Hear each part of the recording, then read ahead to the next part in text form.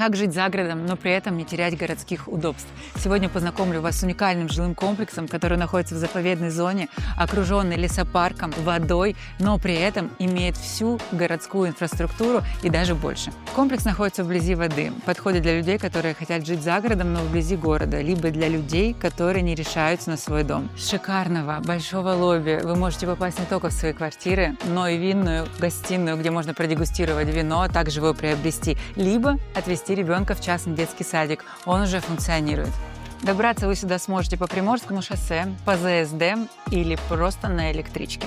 Напишите мне, я с радостью вам вышлю все планировки и условия продажи.